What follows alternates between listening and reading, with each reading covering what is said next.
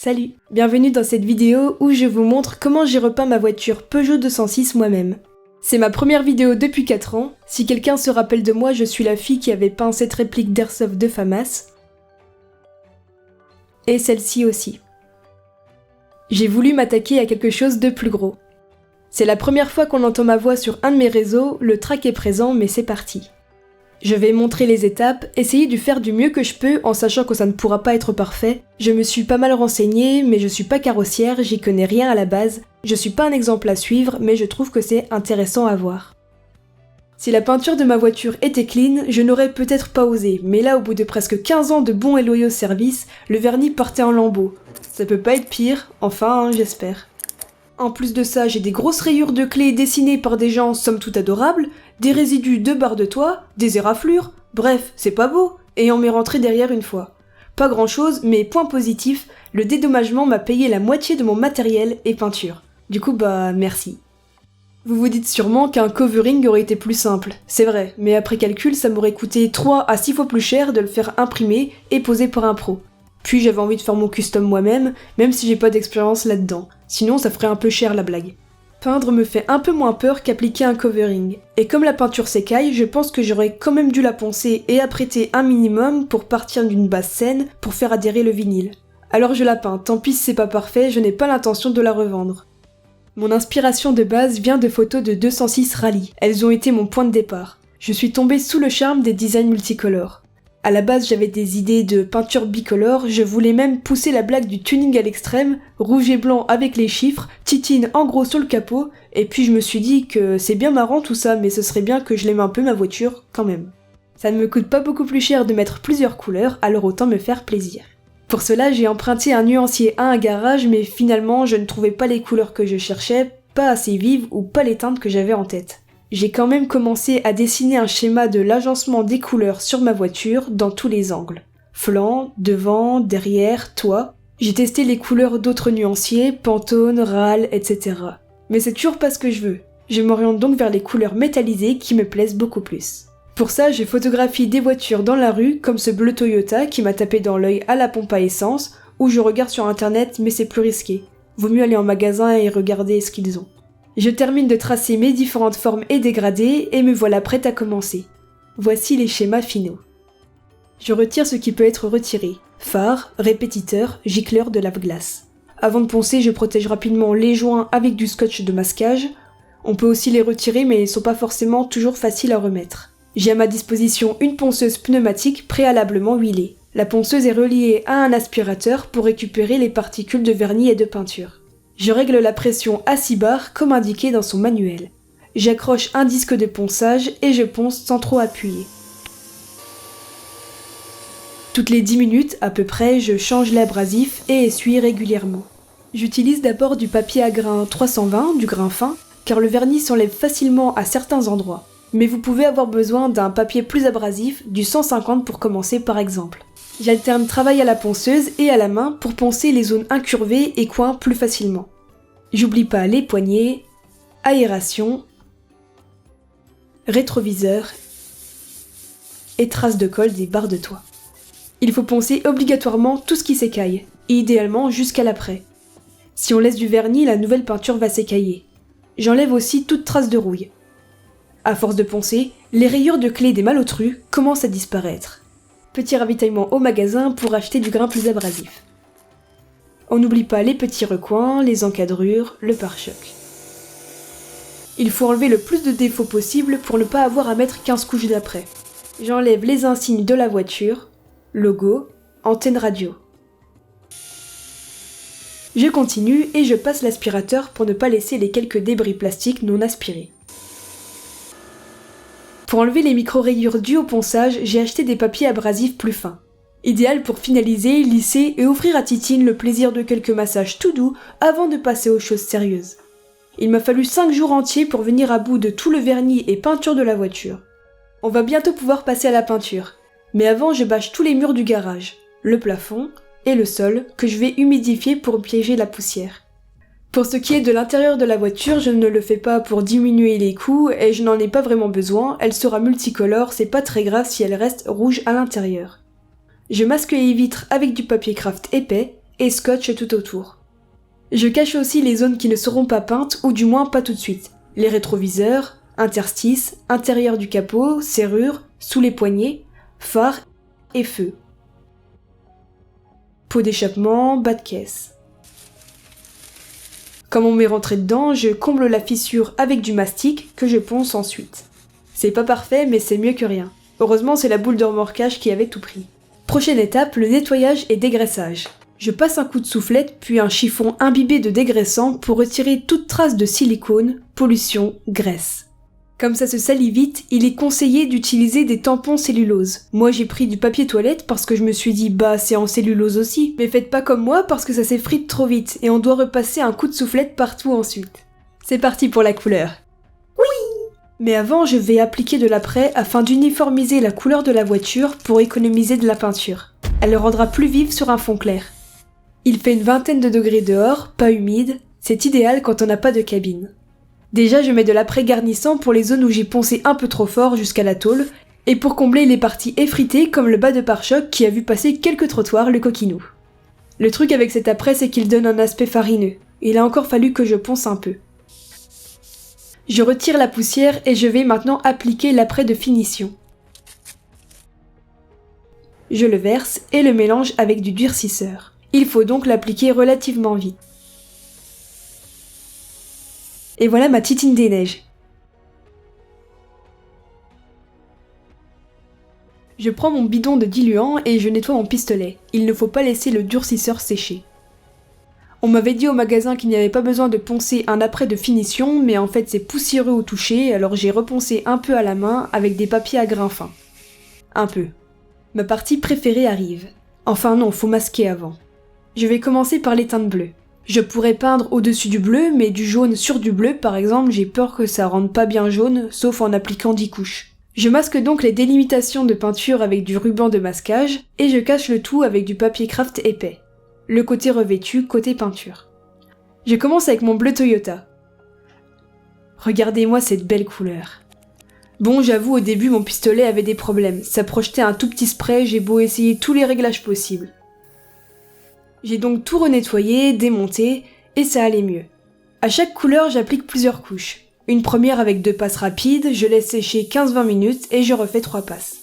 Je vérifie qu'il n'y a pas de poussière qui s'est déposée et je passe la 3e couche de plus loin pour faire une sorte de brouillard, voile, pour un rendu plus satiné. Bleu suivant, le Rising Blue de Volkswagen.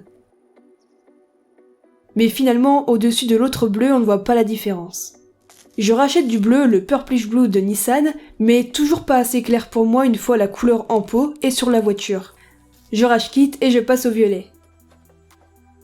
L'ultraviolet de Ford. Incroyable cette teinte. Quelques petits tests et je peins les premières zones violettes.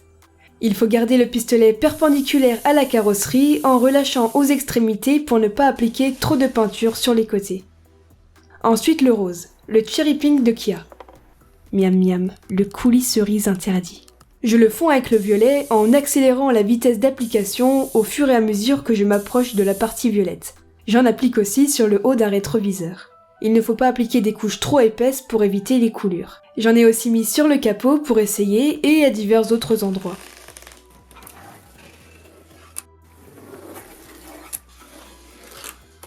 À chaque séance, il y avait tout un matériel à mettre en place avant de peindre chaque soir en rentrant du travail, sachant que je n'ai qu'une demi-heure avant qu'il fasse trop nuit, trop froid, trop venteux, trop humide pour peindre dans les conditions recommandées. J'ai de la chance d'avoir un père bricoleur qui a déjà peint des volets par exemple, donc j'ai déjà pas mal de matériel à ma disposition. Si j'avais dû acheter un compresseur et un pistolet, je ne me serais sûrement pas lancé là-dedans. Au tour de l'Inferno orange de Chevrolet de faire son entrée. Il a l'air plus rouge que je ne pensais. En effet, c'est rouge. Pas grave. Le vrai rouge maintenant, le Catalunya Rot de Audi. Tadam! Comme après chaque couleur, je démonte et nettoie mon pistolet. Ensuite, j'ouvre le Electric Orange de Ford, j'en mélange un peu avec le orange rouge de tout à l'heure pour rattraper ou peindre les zones qui ne devaient pas être trop rouges. Puis j'utilise l'orange clair pur pour terminer mes dégradés orange.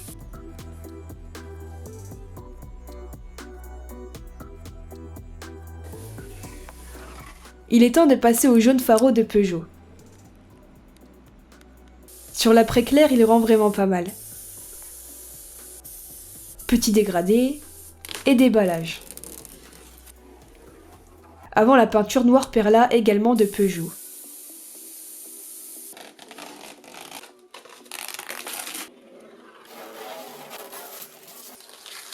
Quel plaisir de déballer, moins de découvrir les quelques défauts à corriger. La vitre? Bah non, Ah non, faut le déjà. Ah, oui, le vernis, Julien, oui, le vernis sur les vitres. Ah oui, merde.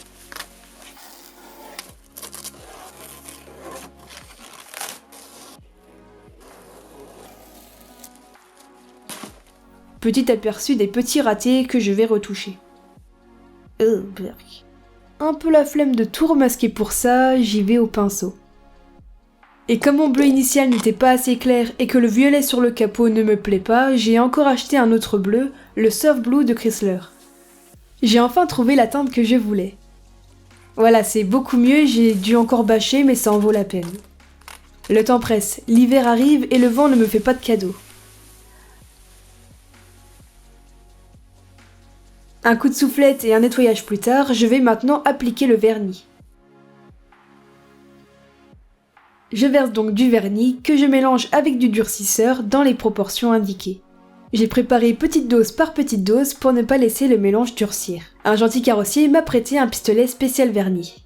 Je n'ai pas filmé car j'avais peur pour mon appareil photo comme le vernis est très volatile. Le fait d'avoir un garage improvisé et non une cabine m'a donné du fil à retordre. De la poussière se retrouvait régulièrement dans ma peinture et maintenant dans le vernis.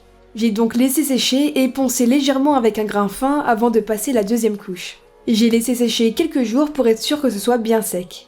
Et pour essayer de rattraper un peu les poussières, j'ai acheté du polish. Avec un tissu microfibre, je frotte de façon circulaire. Faites pas attention à ma tête, je m'étais maquillée comme ça la veille. Il y aura toujours des petites poussières, c'est inévitable quand on n'a pas de cabine. Ah, c'est déjà légèrement plus lisse. Il est temps d'arracher les dernières protections sur les roues, bas de caisse, pare-brise, vitres, et de remonter le pare-choc. J'ai aussi passé un peu de mon polish sur les phares pour les rendre un peu plus transparents. Et j'ai racheté des feux arrière car les miens étaient usés. Faut dire qu'elle a presque 15 ans la petite. Les baguettes de toit n'étant pas non plus au top de leur forme, je les ai repeintes avec de la peinture pour plastique. Je nettoie, je dégraisse et je peins au pinceau.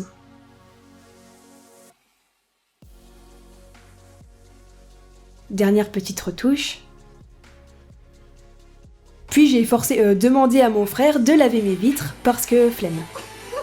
Enfin, je sais pas si ça sert vraiment à quelque chose, mais j'ai illustré la nouvelle carrosserie avec un petit kit lustreur céramique pour protéger un peu mes couleurs vives des UV et autres agressions. Idéalement à renouveler 2 fois par an, mais il y a, je trouve, largement assez de produits pour au moins 5-6 applications. J'ai acheté des jantes d'occasion à 30€ les 4 pour les rénover, mais finalement, à quelques millimètres près, elles ne sont pas compatibles. J'ai donc acheté des enjoliveurs, c'est moins de travail. Peut-être qu'un jour, je rajouterai des jantes rayons blanches compatibles. Avant de vous montrer le résultat final, il faut que je vous parle du cauchemar qui m'a suivi tout au long de ce projet. Les crottes de mouches. Elles s'en sont données à cœur joie, les petites demoiselles. Et ça, c'est quand elles ne se collent pas dedans, ces abrutis. C'est pas comme si j'avais installé des pièges partout, et qu'elles ne me suivaient pas jusque dans ma chambre pour saccager mon bureau. Les vapeurs de peinture ne leur font visiblement pas de bien. Bref, il est temps d'inaugurer la Panzer mobile sur la route. Tuning ou artistique, la limite est un peu floue, mais bon, je l'aime bien, les enfants aussi la montrent du doigt. Il y a bien des gens qui doivent la trouver dégueu ou se moquer, mais c'est pas grave, la vie de clown, ça me va. J'ai un peu traîné sur le montage, ça fait presque 8 mois que je roule avec. C'est parti pour une petite vidéo rapide.